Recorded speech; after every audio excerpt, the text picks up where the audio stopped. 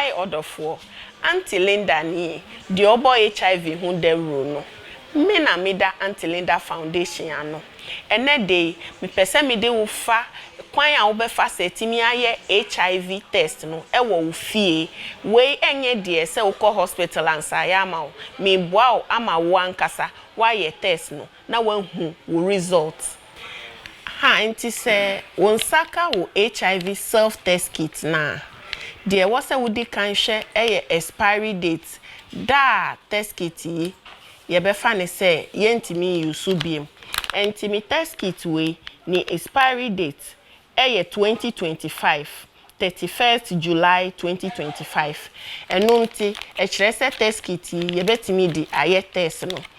enti wuti u test kit na no a wo be hu se lie bi wo ano ha and actually ho sete here kire se tifa ehonum eho na wo tifa wo mbre na wate enti uti anu wi a niema wo mu a ubehu de ewo mu a ubehu ne se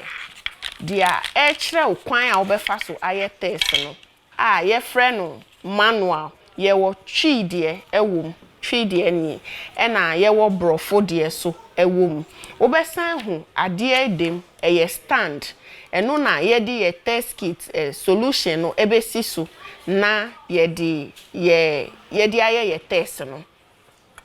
eno nte obesan hu se ade bi dem se we ena ye test kit na nkasa na ye di be ye ejuma no se ya ena etie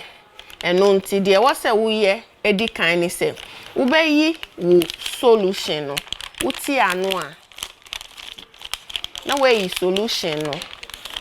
we solution na wo de esi wo stand so misraw ansa na wo be ye test no hwe se wo didi ye no na encheye wo didi a ese wo siesie wanum 15 minutes echi ansa wa ye test no wo twen wo sin so a wo be twen emre abem 15 to 20 minutes na wanum nyina ate no ansa wa ye test no ena wa ye wo stand any solution ready no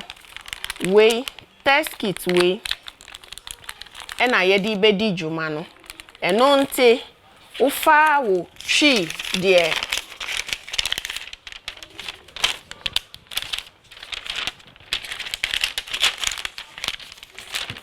ufa o direction na eno na eba be kire o se ne abeye no enti kire o se wo hya ase afri ha wuyi wo niema ni niema wo behu wo mu ni enti wuyi wo niema wi a kire o se wo wei ena wei ewo mu eno nti wo wei ena wei wo mu no wudi wei no ebetwi wo sinam no echi wo si echi nam no ewa ha enti wudi twi absoro eni fam wi a na wudi ahye solution ne mu enti wudi share solution ne mu a na esi ho se ne amedie esi stand no so ya enti esi ho a na wa twen 20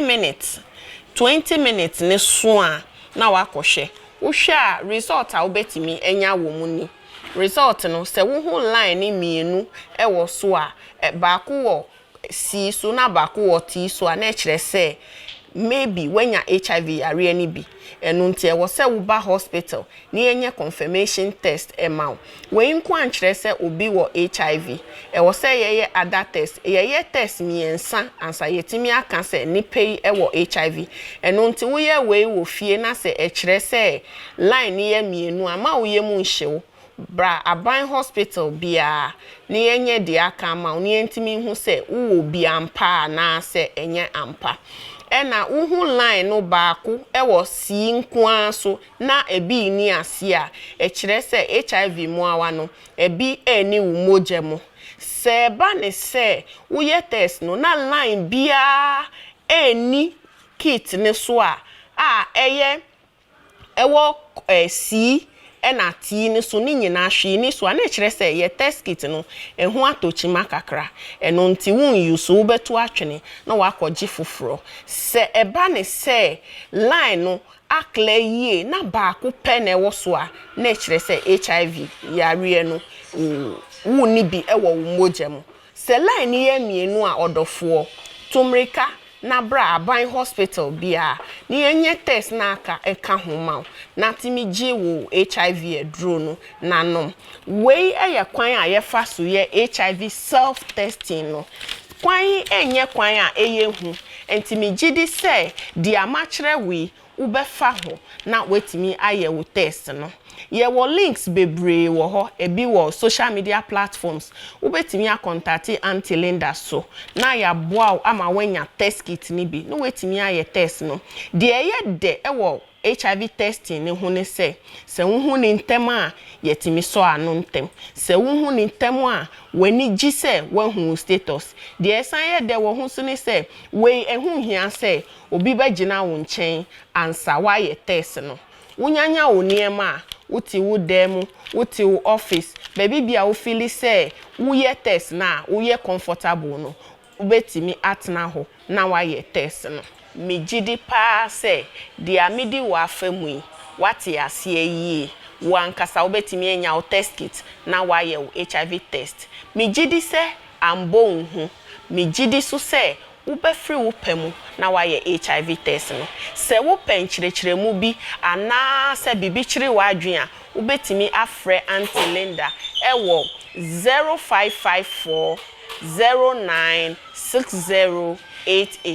0554 096088 ana ubetimi ahwehwe ewo social media platforms ni nyina edin na ye Auntie Linda HIV and AIDS awareness medase.